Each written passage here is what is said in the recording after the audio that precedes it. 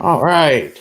Y'all come on in here, everybody. Welcome to another live edition of Ultimate Black Man Radio. This is Gabe, one half of Ultimate Black Man Radio. I hope everyone is doing well. Um, During this crisis, I call it the toilet paper shortage of 2020, but the official term is the COVID-19 pandemic. I hope everyone is being safe and practicing social distancing. And I hope you all haven't lost your mind during uh the I guess I call it a shut in. But I hope everyone's doing good with being quarantined inside of the home. If you're new here, welcome. I'd like you to do two things for me. I would like you to hit the subscribe button, and after you hit the subscribe button, hit the notification bell next to the subscribe button to be notified anytime we do go live. Also, hit the like button so we can get this video up into YouTube's algorithm. Right now, let me see. We are sitting at 812 subs. We are very close to the 1,000 subscribers. So, I really appreciate everyone who shared these videos. We wouldn't be there if it was not for you guys. So, again, just share this on all your social media platforms, whether it be Facebook, Instagram, Twitter, wherever you can. Make sure you share these on your YouTubes as well. I know it's the middle of the day, but I wanted to do this. Most of you probably will catch this on the rebroadcast, which is fine. But I felt like this topic I'm going to talk about today was very too important to pass up. As I told you guys earlier in the year, I would have special guests to talk to us about everything from relationships, marriages, therapy, mental health, finances, and I am sticking true to that word. Shout out to Frank. What's going on, Frank? I see you in the chat, bro. I told you that I would have guests on to talk about certain things that I feel are important to Black men and Black women, but in particularly Black men. So, funny story. I was at work and I was talking with a lady. I was helping her with her phone. And I told her that I was a content creator and I told her what I do. And she says, you know what? I got somebody that would fit perfect for what you're trying to do.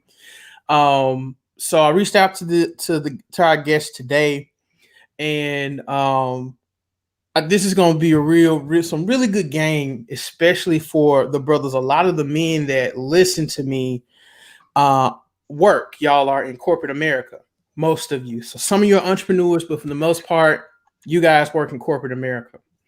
And when I was talking with him and I got an idea of what he did, I was like, man, I got to have him on the show. This will be good for the brothers. We talked and chopped it up. I love his energy. Y'all know I don't put anybody on here whose energy I do not like. Great energy. He is a marriage and family therapist out in the Bay Area. So he's in the Oakland area. He's also the CEO of Black Executive Men. I've checked out their website. I'll put the website in the description bar so you guys can go check that out as well. Great website, some good videos and stuff up there. So today's guest is Brother Jewel Love out of the Oakland, out of the Bay Area. Brother Jewel, how you doing today, man? I'm fantastic. How about yourself? Oh man, it's another day in paradise. I'm just, I'm stimulus check pimping, as I tell everybody. The stimulus checks not hitting. I'm trying to make it rain. Man, I hear that. Yes. Yes to that being right into the account. Man, I'm telling you, right into the account, you got it. Shout out to everybody coming in into the chat. Hello, Yaya and Super Sincere. How are you doing, dear? So I'm gonna get right into the questions here again. I don't want to hold Brother Jewel long. He's very busy. So Brother Jewel, again, just tell everybody kind of what you do, how you got started, and what's your motive and your mission with what you do out there in the Bay Area. Absolutely. So I run Black Executive Men, and we help Black men in corporate America find inner peace. We do it in three different ways. The first way is one-on-one psychotherapy. And for those who are not just totally familiar with psychotherapy, it's talking about three different things. It's talking about your feelings, it's talking about your thoughts, and it's talking about your actions. And the first one, actually, it's really important around feelings, in that, a client will come in, let's say I don't know, client works at Google, a manager, a product manager, program manager, something like that. And I'll say, okay, we're here. I'm familiar with what brought you in, but tell me how you're feeling about what just happened. And the person will say, well, I just couldn't believe that the person said this to me right now. And I said, well, that's good. That's a thought. But how did you feel about it? And they say, well, when they said it, I just walked out of the room. And I said, that's an action. That's good too. We're going to get there too. But really, I want to focus on the feeling first. And he'll usually say, you know what? I don't know how I felt about it. And so I'll say, go ahead and grab that worksheet right next to him. I'll usually grab it. Now for my clients online, I'll go ahead and just send it. I'll text it to them. And it's a feelings inventory. And it's by the Center for Nonviolent Communication here in the Bay Area. So I always shout them out. And it has hundreds of different feelings on it. So he'll go ahead and he'll read through all these feelings quickly, just scan. And he'll say angry and irritated and frustrated. And then we'll get to the real meat of it. Lost, confused, sad. Mm-hmm, And I'm curious for you all in listening, if you've ever felt confused or lost at work, just type in I have and send that. We have chat box access. You should see it. I have You it. do though. Yeah, I do. I have Good it. enough. Yeah, just type in Okay. I have. So those are the basic things I start, because once we get to the emotional foundation, emotions drive 90% of our behavior. Once we get Mm. clear on the emotional impact, then we can start making shifts on his thoughts and on his action and move toward optimal performance in the workplace. So that's in a nutshell around psychotherapy and how I orient to this art, to this craft, to my profession.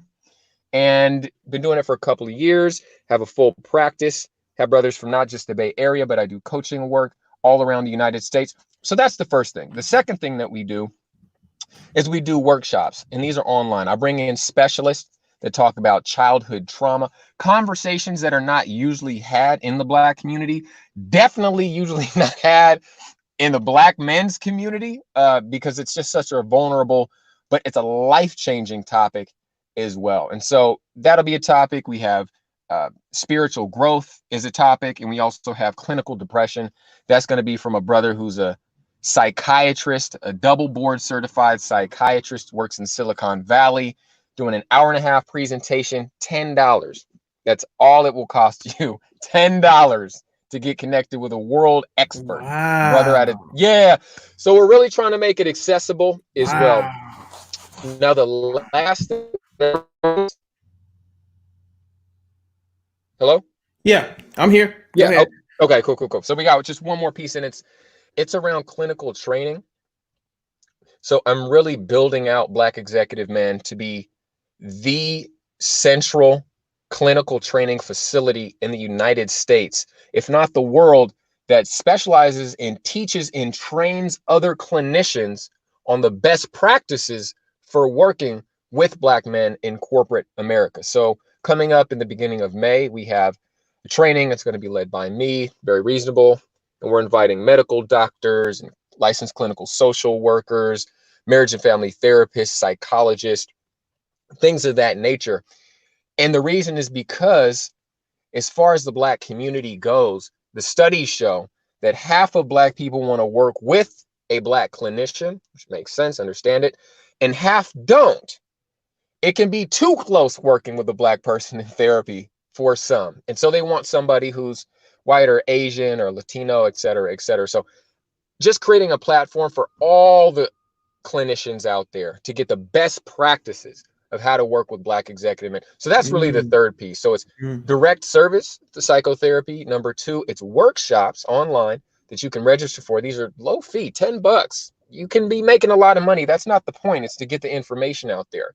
And the third thing is clinical trainings. This is not for the general community. This is for licensed practitioners. These are for interns training to be service providers in the therapeutic and medical field. So, Mm, mm-hmm. that's what we got going on. It's Nice. growing. We want to give thanks. We just gave thanks to Black women specifically. It's right now. It's Women's History Month Yes, this it month. is. Yes, it is. And we did a special shout out to Black women because you all are our number two supporter, Black men being number one, of Mm-hmm. course, but Black women is number two. Sending your husbands and your sons and your fathers and your uncles and your nephews and your colleagues our way. I want to, I put my hands together. I'm a yogi as well, so I just want to put my hands together and namaste toward you all. Please keep them coming our way. We're here to help.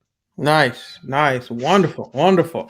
I love it. I told y'all that this is some good energy here, man. I'm telling you, I love it. I love it. Let me ask you this: as far as black men in Silicon Valley, a lot of people don't know that there are actually black men in Silicon Valley that have, I guess you call them upper management positions.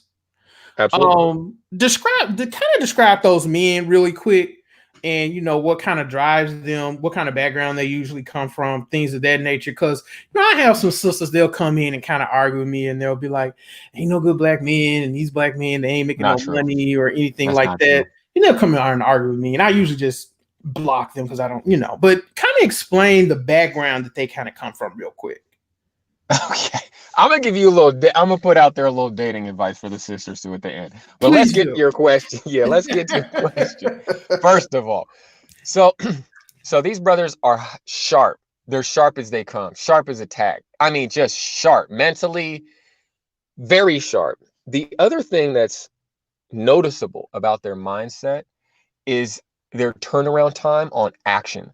And this is really what I've seen be the difference between people that are very successful and can just take a little bit more time in their success is they take action immediately. My most successful clients will talk about a concept in session, and by the next time we meet a week or 2 weeks later, they've applied it and they've started to receive the Mm-hmm. benefits. So Mm-hmm. mentally they take action very quick. If we plan something, they'll shoot back the email immediately. It's just quick. I got the calendar invite immediate and they're on to the next thing. So they're high performers. I would say that's it. It's just high performance individuals. Now, what's interesting is a lot of my clients come from the hood. They come from humble beginnings. They've come from, not all, just some, broken families, single parent, raised by their mother families. Maybe a parent was on, drugs, alcohol, substance like that. Maybe they had a few, brothers and sisters. And for whatever it was about them, they made it out. I work with these people who these are the kind of like the success story of their family. They made it out. They went to college. They went Mm-hmm. and got their masters. They may have Mm-hmm. gotten their MBA.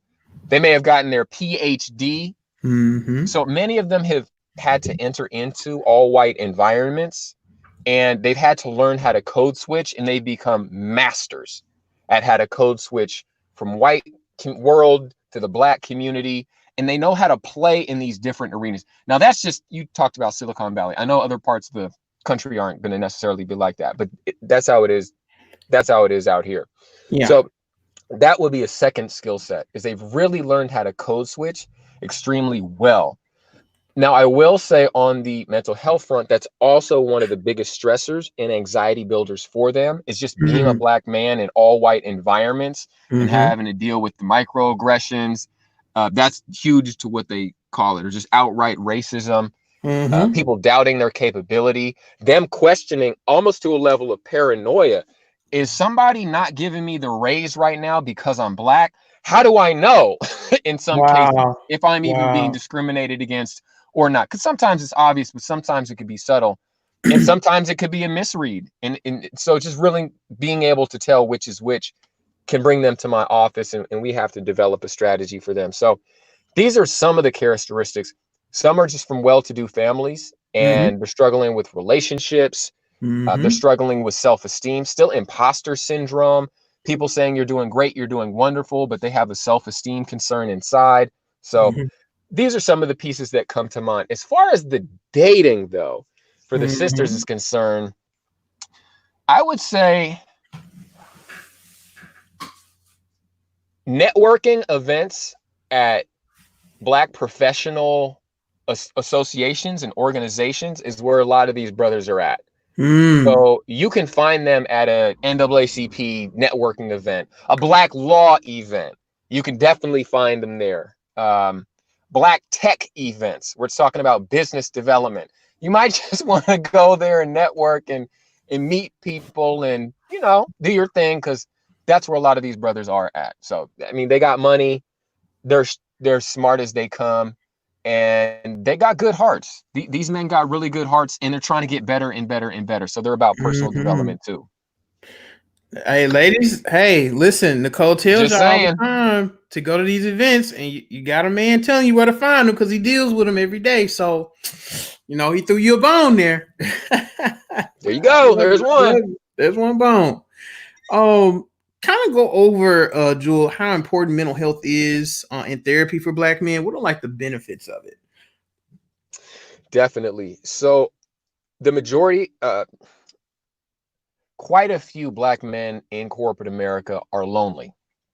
And that may or may not come as a surprise to many people, but it's just about showing your authentic self. There's so much cloaking that's happened to succeed in in the workplace, in business, as far as not really bringing your full authentic self into the workplace. So I think that's one of the biggest pieces that I help clients work on, is to find their authentic voice and help them bring it to the workplace so they can just be their full authentic self. Because oftentimes when you don't, or if you don't, there can be repercussions from constantly shape shifting of who you are. Not necessarily what you believe, because you could still present that, but just different pieces of who you are. There can be negative repercussions to that. So the things that I teach are asking for what you want, boldness. First, figuring out what you want.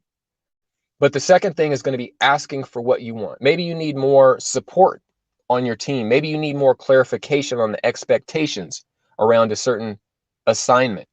Maybe you need time to show up fully and even bring some emotionality into the workplace or into your relationship, and you don't feel comfortable doing that, but it's good for you. And we look at strategies on how you could do that. So I would say the end goal and kind of the underlying concepts that I work with are inner peace.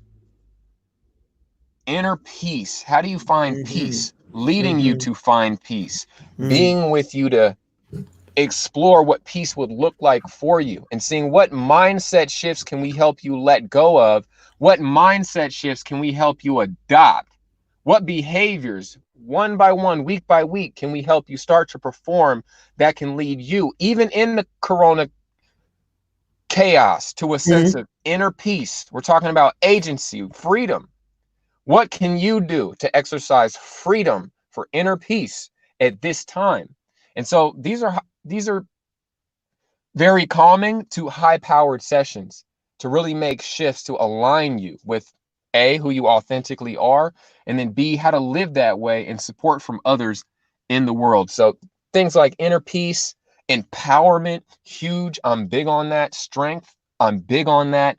And I'd say freedom, being able to feel free in your body and your soul and your mind and your spirit. There's a spiritual component to this as well. So those are some of the initial pieces that come to mind. Love it. That was awesome, man. That was awesome. Awesome. Good stuff. Guys, if you have any questions, please feel free to put them in the chat and I'll be sure to ask Jewel for the time we have. Natalie says, "Oh, so that's where they are in California. I'm in LA and can't find any Black men." I'm trying to get Natalie chose, Jewel. I've been trying to I find her see. somebody, man. I see. I'm trying to, you know what? There's a sister who has a dating program for Black women. Her Mm, name is theblackgirldoctor.com. That's not her name. That's the name of her website. okay. Dr. Ty. Can I shout her out again? Yeah, please. The Please. Black Girl Doctor. She's clinically, the way that she can explain therapeutic concepts is some of the best I've ever heard. And she has a group for single Black women that are, looking for their love interests, et cetera, et cetera. And it's online. Her whole practice is a virtual practice, all online. So Okay. I would recommend, if you really want to put in some work on potential mindset shifts and behaviors that could Mm-hmm. lead you to your desired outcome and goal, then I would say that's one of the places to go. Okay. Yeah, Yeah. I'll leave it there, but yeah. Okay, there you go. Natalie might need to reach out to her, man. You know, we trying to get you married off by the end of 2020. So It's a great goal. I'll go and look up her website too. Appreciate to see Hmm. Jewel. He's dropping jewels, gems. There you go. Dropping them. Um, Brother Joel, in your practice, what do you believe is the biggest obstacle facing Black men in the workplace, and how does that usually affect their mental health? Kind of alluded to that earlier a little I bit. did. Mm-hmm. I did. So one of the things was around loneliness, but I Right. think it's really about self-doubt. And it's Okay. amazing to say that from someone who graduated, not me, but my clients. I went to Antioch, but clients that went to Harvard Business School. You think they would come out and just be rock solid confidence. And Mm-hmm. although they're able to perform and take action, oftentimes they question themselves. And there is still a question of, do I belong here? Mm-hmm. And and how much should I be able to voice my opinion here without stepping on too many people, too many people's toes, or maybe worried about offending some people. So I would say self-doubt is one of the biggest setbacks that my clients face from two things, really, because we're talking so much about work. It's Mm-hmm. advancing in leadership within Mm-hmm. their own company, in their authentic voice. And B, something that I actually love to focus on is the entrepreneurial path. So I have a good amount of guys that work in corporate America, but they have so much talent and so Mm-hmm. many gifts and leaders. In the conversation, I'd say about 50% of the time leads to what is their business vision and Mm-hmm. what steps do they need to take to launch their own business within the corporate Mm-hmm. realm. Mm-hmm. And that often includes building their team. Just a moment. Yes, sir. So I'd say, and when we talk about even a remedy to it, these guys, I'm on their team. Like I would just say, Mm-hmm. I'm on your team. I'm a team player, but you're the CEO. Even if you work at a company, you're still the CEO of your own life and of your own career and of your own business. So the thing that I would say to keep in mind is I'm one player on your team. Okay. But what about a coach on your team? What about your accountant on your team? What about your lawyer on your team? What about your mentors, male mentors? Could be women too, but definitely male mentors on your team, people in your company that support you on your team. So, with the self doubt, one of the remedies is begin to build your support network, your success team around you that can help you advance in the workplace or launching your own entrepreneurial effort. And that goes right back to the loneliness of my guys are so used to doing it alone that they can really only move so fast and so far. Perfect. That's perfect answer right there. I love it. Love it. Love it. So with that, how do those issues affect their home life? Do a lot of your clients have a lot of issues in their relationships, and does this affect their relationship with their children? Because I am really big on family, and I want a lot of my listeners to have a good life, a good whole life. So I want them to have good life on their job, their relationships, marriages, as well as their relationship with their children. So how do these issues affect their home life? Do you see your clients having a lot of conflict with their spouse, and do they have a lot of conflict with their children? And if so, how do you go about helping them rectify those issues? The number one thing that comes to mind is emotional literacy and emotional mastery. So, what I will do, and I'll explain why it's important next, is I'll start off with a client at, you kind of go back to third grade where they had the pictures of the smiley face, little circle smiley face, and the angry face, and then the sad face. And so these are the beginnings of emotional literacy. And then I walk them right up to a collegiate level around emotional literacy that leads to mastery. Emotional literacy is simply being able to acknowledge how you feel at any given point in time, knowing that you can feel multiple things at the same time. And what that does is it really builds a bridge as far as human connection goes. If somebody can show up and say, how are you doing? Somebody's just flat kind of answer. Good. How are you doing? I'm good. Versus, how are you doing? You know what? I'm feeling a little sad today. What did I just do there? I created a bridge. Now, depending on who's listening, they may or may not want to hear that, etc., be responsive to it. But I've created a bridge to the inner me. I've opened up. What's big, Brene Brown talks about vulnerability. She's known as the author around vulnerability and speaker around vulnerability. It's in right now. Now, all vulnerability and no strength is just going to be weakness. So we can't just go all the way to one side. And all strength and no vulnerability can lead to disconnection. It can lead to isolation. So it's really about having that balance. And a lot of the guys that I work with, they'll bring the strength to the family. They'll bring a strength to the relationship.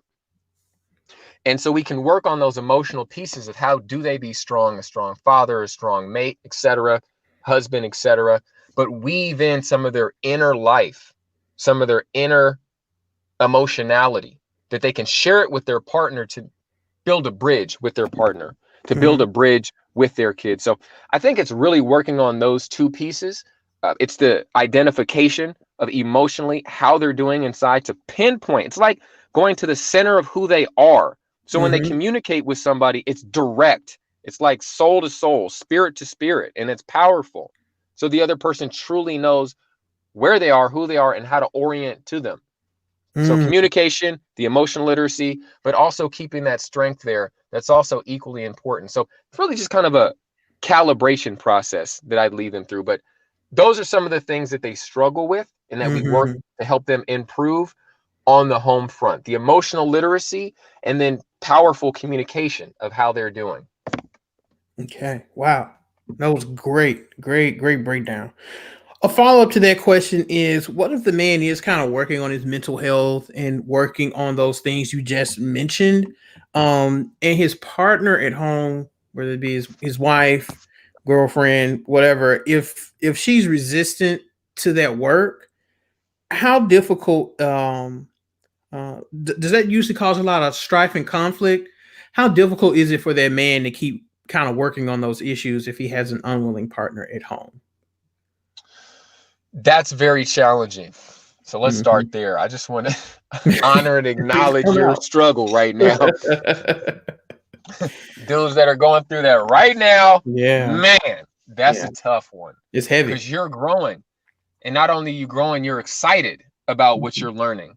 mhm, And you're learning about yourself, really. That's what psychotherapy is. Psychotherapy translates to psyche and therapy. mhm, Psyche translates into soul, therapy, healing. Now, we can even translate soul to just the inside of you, the inner realm. There's the outside, everybody sees, and yeah. And then there's this inner part of us as well. So, and even for the healing, it doesn't always have to be healing. It could be more awareness, conscious awareness of mhm, who you are inside.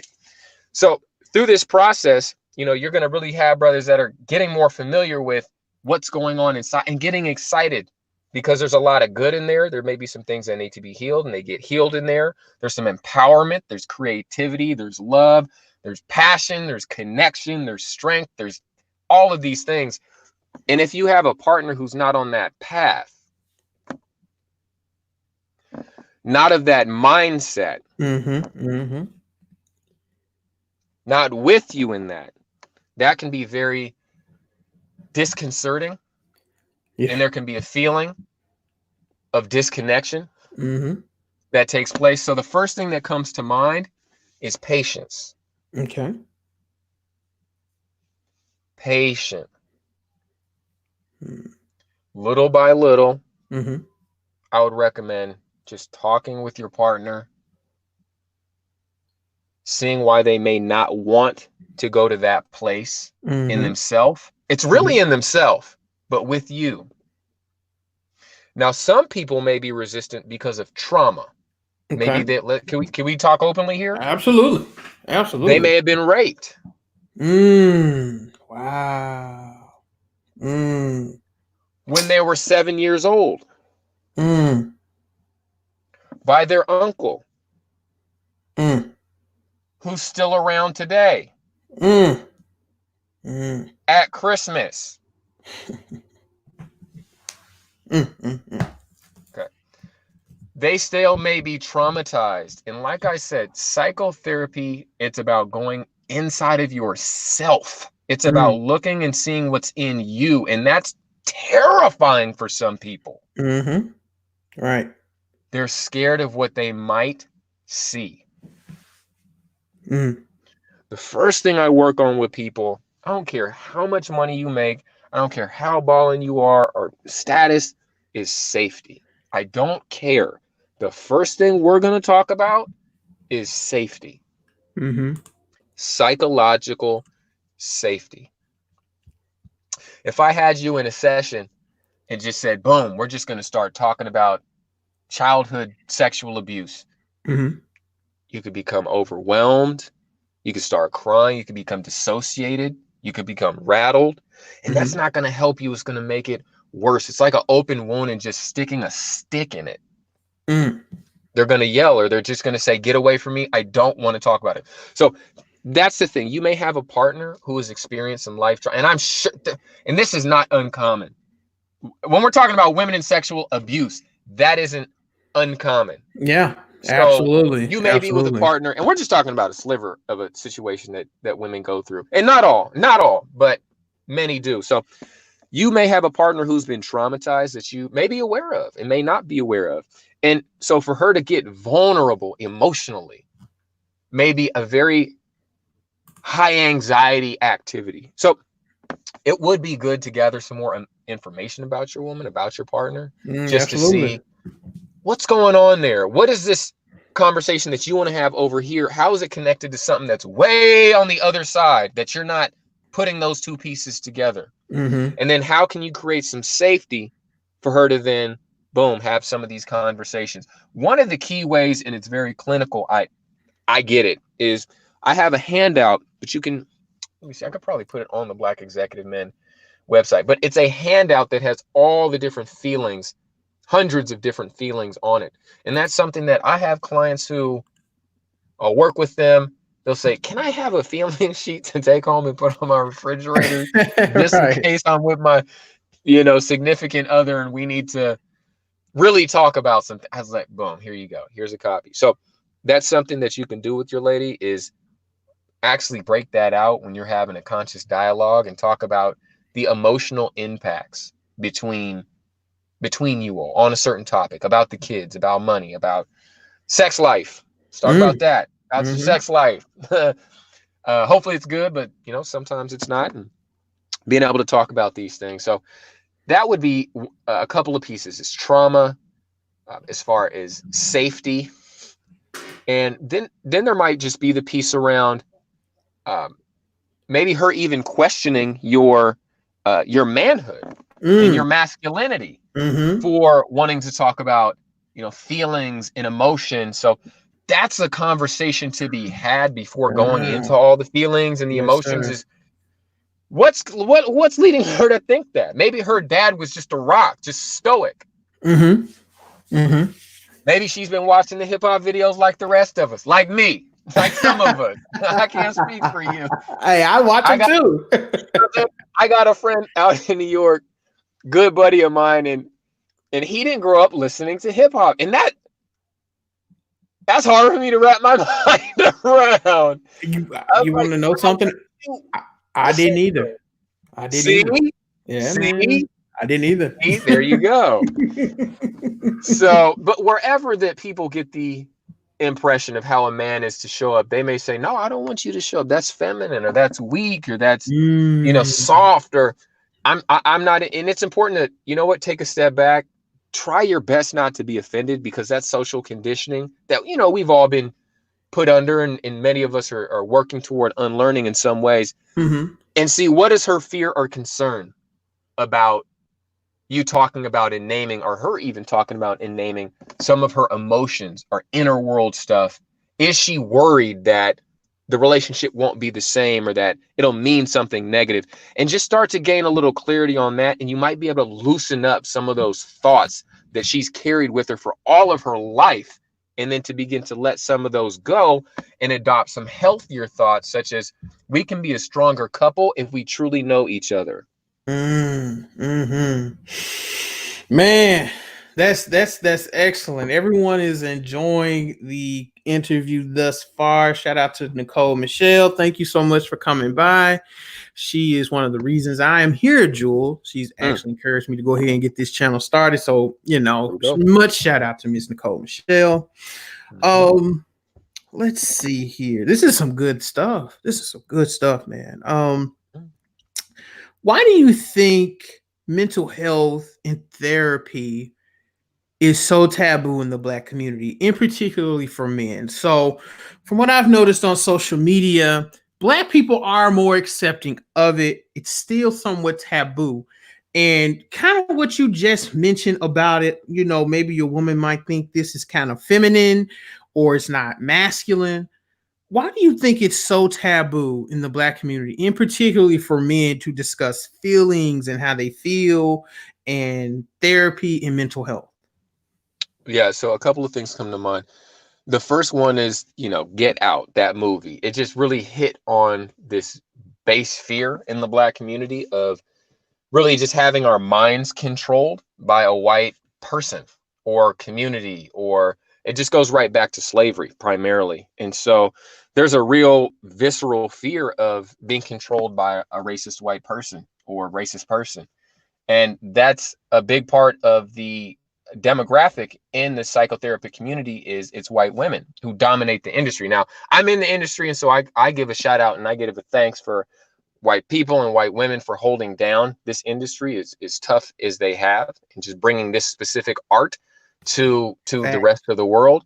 Facts. So give thanks for that. And there's something about the art being translated for different communities that feel deeply authentic, safe, powerful, and that resonate for those communities. And that's something that the white community has struggled with doing, just not really their role to do it per se anyway. So there's really opportunities, which is what we're seeing right now, is a kind of hard to say a resurgence, but an ascendance or more of an acceptance of mental health in the black community. And there's a Right. lot of different therapists and Mm-hmm. clinicians, black therapists and clinicians that are raising up right now and creating movements and programs and Mm-hmm. offerings and services and workshops and talks and presentations Right. Right. and celebrities. And Kanye West is talking about bipolar. You got Taraji from Empire talking about suicide, actually, for black youth. And so there's just a lot of more information, and there's a movement happening that's happening right now. But as far as the stigma and the concern, I think it's, black families having CPS called, and then you get somebody showing up to their house to take their kids away. Like, all of that is in the therapy world of, I'm not going to talk to a white person or somebody outside of the community, et cetera, Mm-hmm. about what's going on in house, because it's going to lead to something bad. Like, Bad. Right. what good is going to come from this situation? So there's a lot of historic, whew, conflict and problems related to the therapeutic community and the black community. Facts. So that's one of the Facts. things. Facts. In the medical community, the whole Tuskegee experiments that they did. So you just got some bad blood that's Okay. there. Okay. Although there's been a lot of good work, there's also a lot of bad blood, and the industry as a whole has not stepped up and apologized. Like, I haven't heard that. I I'm haven't in either. the industry. I'm a leader in the industry, and I Wow. haven't heard the association step up and say, not that they haven't, just that I haven't heard it. We apologize for these roles. We take ownership for how we've shown up in these Mm-hmm. negative ways. So those are some of the pieces right there. I Okay. think also in the black community, it's the stigma of just not wanting to add another label to oneself Mm-hmm. of why not to, get a job or, Mm-hmm. be accepted or be included. It's like, why am I going to take on another label, et cetera, et cetera? Just being seen as crazy. So oftentimes we don't use the words depression. We don't use the words bipolar or anxiety or schizophrenia. It kind of gets a little bit murky, and things just kind of get lumped up into crazy. So Mm-hmm. even the information about it, it's still, a lot of us have the information, but also a lot of us don't. So Okay. these, I think, are some of the initial stigmas as far as black men and just men in general. we're programmed, raised, and trained to be hard. And of Mm-hmm. course, we when we're with our boys, we may have that moment where we kind of open up and talk about the insecurities. And man, for all of you out there, I really hope you have friendships with your male friends where you can just be like, cool, we can talk about sports and we can talk about women or whatever or God or these things, and we can also just talk about some of the tougher things that we're struggling with Mm-hmm. and just support one another. Just push the crap out of the way and just be able to support one another. And I imagine that many of us can, but if you don't have that, that can be a support. Here's the thing: men are raised with war in mind, that if we need Mm-hmm. to go to war, we can be sent to war. And Mm-hmm. that's historic, and that's across many different cultures. Absolutely. And so that's really how we're programmed. And in a war, you can't be weak, you can't be soft. So that's very much trained into us. But when we're on the home front and we're not at war, which is the most of the time for most of us, it's important to be able to open up and connect with family, connect with friends, and share how we're really doing. And so many of us just don't get that training. It's a socialized conditioning for men and black men, I'd say in particular, and just a need to be hard from racism and discrimination and in a defensive posture, really, to just, be agile and survive. Okay. So that's really where Black executive men comes in. You will quickly notice that psychotherapy is not in the name of my business at all, At all. Right. for Right. starters. So you can go to a Black executive men event which speaks to the aspirational goal of my Mm-hmm. clients, and Mm-hmm. it still doesn't say anything about the therapy part to it. So Mm-hmm. part of this piece is, from everything I just said, is how do we translate psychotherapy so it resonates authentically with Mm-hmm. our clientele. And so Okay. things like Black Executive Man or the Black Girl Doctor, and there's a bunch of other organizations. Henry Health, shout out to Henry Health out of DC, focused on Black men's mental health. New platforms are coming forward that really bridge that divide and are more of an empowering state. Can I share one last piece on that? Absolutely. Please help yourself. So, so we have a brotherhood that's called the Golden Rhinos, and the mission of the Golden Rhinos is to lead the charge for healthy manhood. Right now in society, a current response to Me Too, because men's healing and empowerment work has been going on for time immemorial, but this immediate response to Me Too is men are stepping up and saying, what does healthy masculinity look like now? What does healthy manhood look like now? And so there's a movement that's happening right now around that, but much of it has been glorified and acknowledged in the white community around the organizations that are happening there. But the Golden Rhinos, it's really a brotherhood around protecting mental health and leading the charge for healthy manhood. So we meet monthly online. We have wellness gatherings, deep breathing, some powerful exercises, a bit of meditation, emotional literacy exercises. It's absolutely free. If you want to check it out, just go to blackexecutivemen.com, click on the Golden Rhinos tab.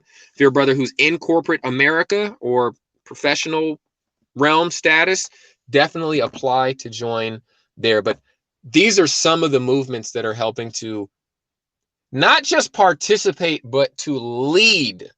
That's what I'm saying, to lead the charge for healthy manhood, and it's related to mental health. So, yeah, Perfect. there's Perfect. a few pieces. Perfect. I loved it because I was going to actually ask about the Golden Rhinos, but you broke that down. That's excellent. It's something I definitely want to be a part of. Frank, he mentioned someone in DC. I know you're out there in the DMV, so that could be something you can look into for the brothers as well. Brother Joel, last question here. Last question. Yes, sir. It's the last question I got for you. We've been on 45 minutes. I told you I wasn't gonna hold you past 45 Oh minutes. man, I'm just getting warmed up. I actually have a I was on I'm gonna explain this at the end, but I actually have an interview. Someone's gonna interview me about what I do. So it's gonna be that should be fun. It's over on Instagram. But Perfect. um what advice or tips would you give to the audience today in regards to mental health and therapy? How can they improve their overall well-being? Any books you recommend, and how often should Black men and women go to therapy? Okay, so let's get to these one by one. Can you Okay, actually sure. list them to One me by one one. by one, and I'll just Sure, do a I little sure rapid will. fire? Sure. What advice or tips would you give to the audience today in regards to mental health and therapy? Okay, two part. One, go to therapy. That would be Mhm. one. Now, you may say, you know what? I don't really need therapy per se so much. I would say when we were talking about your team, it's to have your team set up.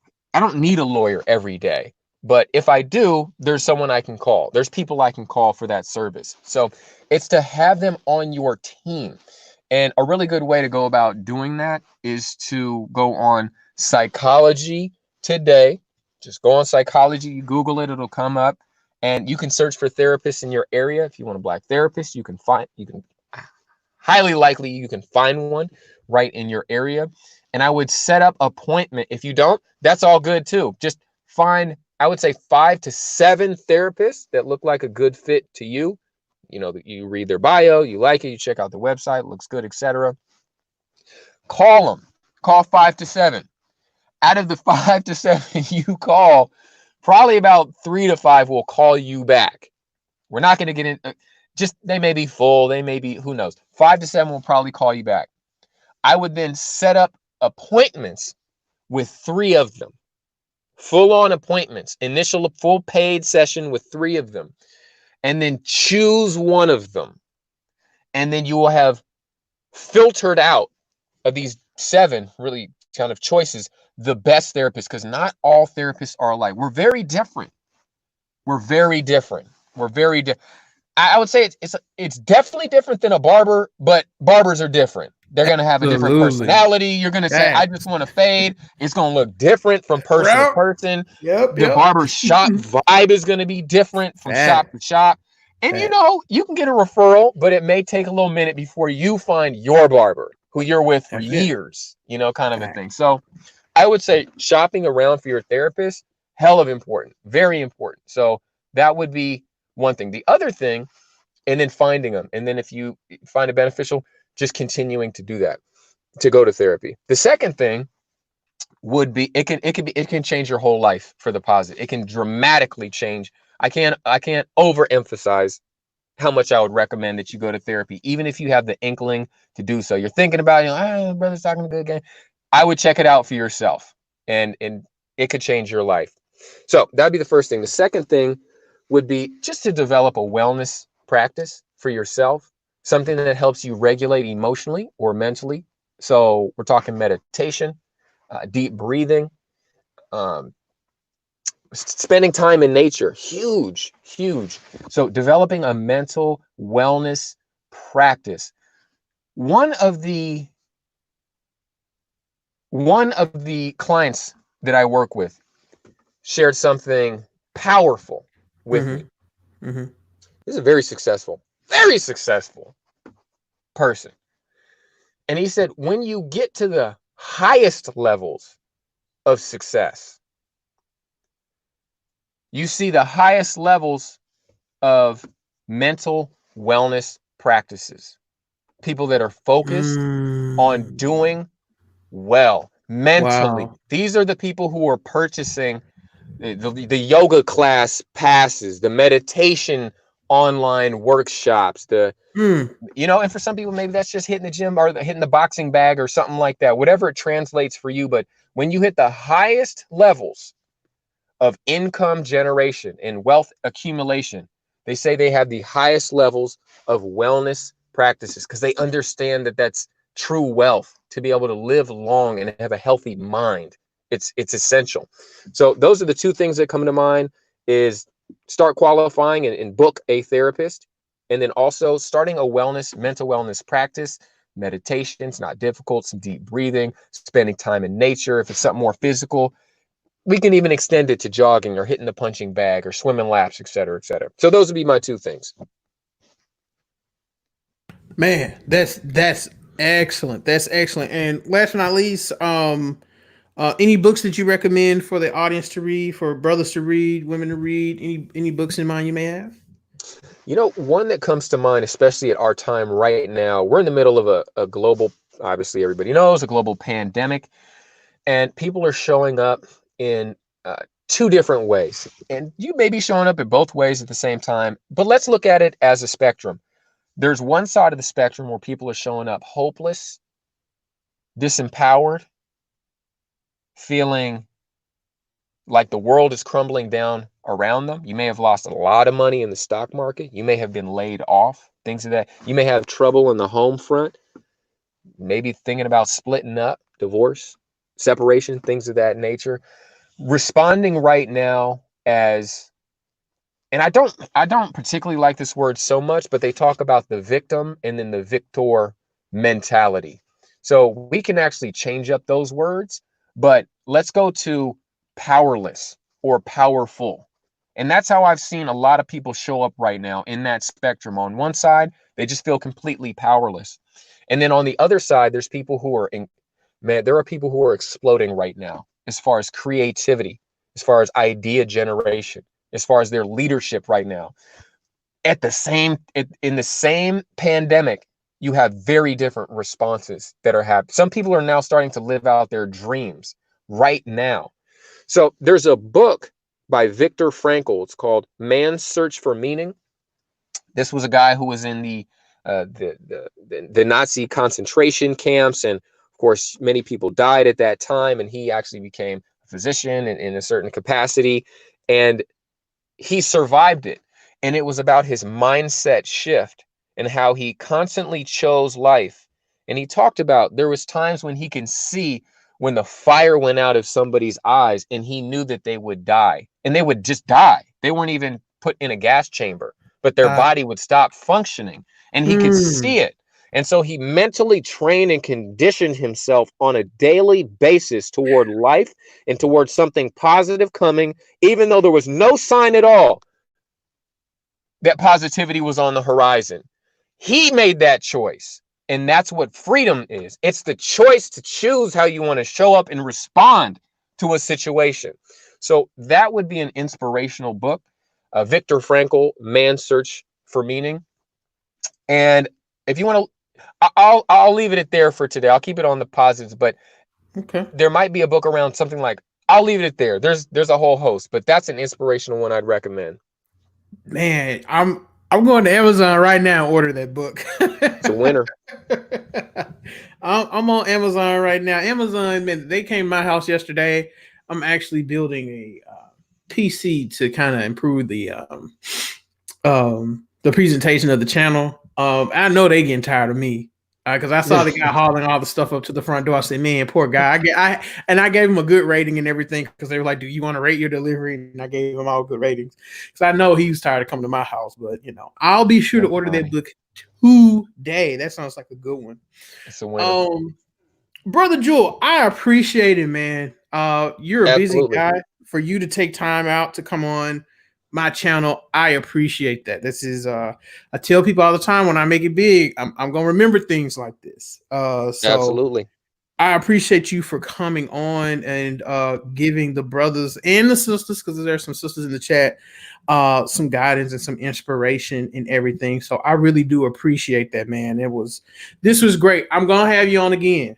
Let's do it. Just the We're gonna do it beginning. again. This is just the beginning. You'll see Jewel again, family. So if you have any last words to give to the people, I do, and it's just yeah, a self promotion for my organization, yeah, please. blackexecutivemen.com.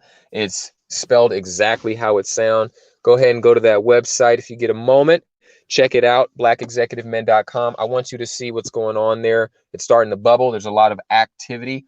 And for the brothers who are in corporate America, I'm Golden Rhinos. Just click on that tab. You can apply to watch the video. Check out the video. It's a sharp little video. It's a I like the fun. video. It's an It was dope. inspirational video. It's optimistic.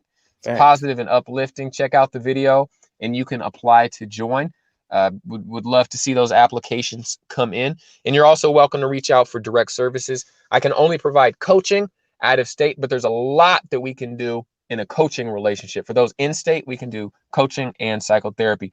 This has been wonderful. I Yes, really sir. appreciate this opportunity to dialogue with you and look forward to the next time. You will. Hey, I'm gonna have you on. I appreciate you, Drew. You'll be hearing from me for some coaching too. So, Let's do it. um, we're gonna do it, man. You be sure to have a good day. You be safe out there in Oakland, okay?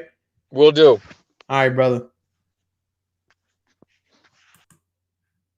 All right, family. So that was Brother Jewel out of the city of Oakland, California, dropping some jewels and some heat. I'm ending this. I just want to thank everybody for coming by and listening to today's broadcast. Um, I today at around 4 o'clock Central Time, I'm actually being interviewed. It's really a debate. This the Lori Harvey video, for the ones that are aware, where I talked about the whole phase. For whatever reason, it's gaining a lot of traction over on Instagram. And there was one in particular um, podcaster who's on Instagram who actually did a live on the topic. I just so happened to stumble in, and she was like, "Oh, you were the inspiration for this live." So what I did is she had a feminist on there, and they were kind of talking. They were rambling a little bit, but I actually hopped on the live and I gave the male perspective of the whole phase. And when I tell you I was cooking, the grease was hot, the chicken was battered, I was going in, and I set Instagram off. So we couldn't, on Instagram, it kind of times you out a little bit. Once you go past an hour, it shuts down and you have to restart your live. But the young lady, sweet girl, she's a feminist, but she's actually a really sweet chick, beautiful girl. And this goes to show I just did the 5 archetypes to avoid. I said in that video that some of these feminists are very, very beautiful. And this girl, she's real young, chocolate, just look like she's been dipped in Hershey chocolate, gorgeous sister, but she has a feminist mindset. So I was in that thing cooking, and so we couldn't finish the conversation. I had calls coming in. She actually wants to finish the conversation today. So what I'll try and do, we agreed that we will screen record the conversation. So I think I'm going to actually do this on my iPad. We're going to screen record the conversation, and I'll actually be posting it on YouTube. So that should be really, really interesting. If I can get a link to her page so you can see the live, I'll do that. But we're talking about the whole phase, and essentially what I told her is this: men know women go through a whole phase. I said, in fact, men go through a whole phase. We just call it the player stage. It's the same thing. Tariq and she broke this down 15 years ago. I said, we know you guys go through a whole phase. In fact, we don't mind you going through the whole phase. The problem is when you come out of the whole phase with baggage. That's why I correlated it with Lori Harvey. I said, Lori dating Future isn't necessarily, quote unquote, a bad thing. It's when she comes out of the whole phase with baggage. And she asked me, well, sir, what's baggage? Baggage is another man's kids, emotional trauma, mental trauma. Just have therapists on here. Though that is baggage. Some of these chicks come out of these whole phases with debt because they were dealing with the wrong guy. And I said, no man like myself and all the other men that listen to my channel, they don't want a woman that has all this baggage. You can't be out here and have evidence of the whole phase. I told her this too. I said, you have every right as a woman to tell a man you don't want to deal with him if he comes out of his player stage with baggage. That means if he has a lot of baby mamas, if he has a lot of kids spread all around the city, if he doesn't have a good paying job because he's been, screwing around, playing around in the streets for years, you have every right as a woman to tell him you don't want to deal with him. And we kind of got into the conversation and the topic about, marriage and, well, if you guys know we go through a whole phase, then why is it such a big deal? And we talked about how hoes are social construct. I was cooking. So we couldn't finish the conversation, but we're going to finish it today. So I'll try to provide a link so you guys can see it live. It's going to be at 4 p.m. Central Time. And if I can't, she's actually in Portugal. I think she's doing a study abroad program. She's one of those flag Twitter chicks. I told y'all about them flag Twitter girls too. Tariq been telling y'all about them. They're those flag Twitter girls. She's Haitian. So sweet girl though. She's real sweet and she was really polite actually. But she has that feminist ideology. And I also told her this. I said, you're gonna get tired of all this feminist talk. Eventually, you're gonna want to square up with a guy. You're gonna get tired of all this BS. You think it's cute now to be running around here talking about social constructs and you having a free spirit when it comes to your sex life. But eventually you're going to be tired of this. She kind of chuckled when I said eventually you're going to get tired and you're going to want to square up and you're going to want a decent man. I'm telling you now how these decent men, the men you're going to want in 5 to 10 years, I'm telling you how they think. So anyway, I'm not going to get into it too much. I was cooking. The people were getting pissed in the chat. The men were enjoying. I got a whole lot of friend requests after that too. I'm going in. I'm going hard body over there. So join me over there if you can. And me and Frank, correct me if I'm wrong, we are going to do tomorrow. We're going to discuss levels of disrespect in regards to the Boris Kojo, or however you say his name, situation with his wife, disrespecting him in the pub open like that, as well as Will Smith's wife, Jada Pinkett Smith, disrespecting Will. We're going to be talking about that noon tomorrow. I'm actually going to go ahead and get that video up as we speak before I do the debate with the feminists. So me and Frank are going to be cooking. So it's going to be noon Eastern time, 11 Central. So we going to be we cooking. I'm cooking tomorrow. Any other questions? I'm busy, man. Let me tell you, ever since this pandemic, it's been live. The channel has grown immensely. It's been live. Yeah, that's real. And that's what I'm saying. They think they can move, they can discuss it out loud because they move like men. And that's what I'm saying. I'm trying to tell her, look, dudes don't want to know that you had a train ran on you in college. I said, let me tell you something. All women go through it. Hispanic women go through it. Asian women go through it. All women go through a whole phase. It's just that black women are the only ones that come out of the whole phase with baggage. We're the only group of women on the planet that come out of it with baggage. That's black women. So, yeah, noon Eastern, 11 a.m. Central Time. Me and Frank, we going in. We are going in. We're going to really break down the disrespect. I'm seeing a lot of it during this quarantine. You going to be in service at 11, Ms. V? Yeah, I've been seeing a lot of it during. I want to do it because everyone goes live at night. All the big YouTubers, O'Shea, Tariq, Jason Black, everybody goes live. So I don't want to run into their time. For instance, like the brother said, in times of crisis, some brothers start flowing to get creative. That's absolutely. So I've been cooking. The fifth team, I do have a question for you guys. I may go live in there in a minute and ask y'all a question, so y'all be on the lookout for that. If you enjoyed the commentary today, you can do two things. You can like and subscribe. That's the thing. And share the video. That's all I ask y'all to really do is share. Share, like the video. Like, share, like. Okay? If you would like to contribute financially, you can go right here to paypal.me/ultimateblackman. That is paypal.me/ultimateblackman. You can also do it at Cash App at $ Ultimate Blackman. Everything you donate goes right back into the channel. I had computer parts come in. I'm gonna post a picture up on Facebook in a minute. Yeah, it's gonna be good, Miss V. We're gonna break it down. So I had computer parts come in yesterday. I have a motherboard, the case, and the CPU will be here in a couple days.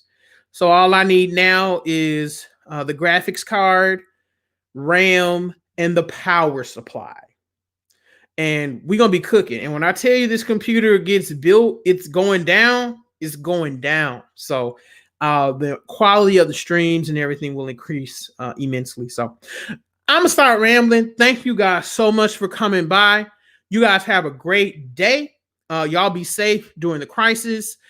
Make sure you're taking care of your family. Make sure you're drinking plenty of water. You got your vitamin C game on point. And Frank and I will see you tomorrow at noon Eastern, 11 a.m. Central. You guys be blessed. Ashe. And until next time, stay safe.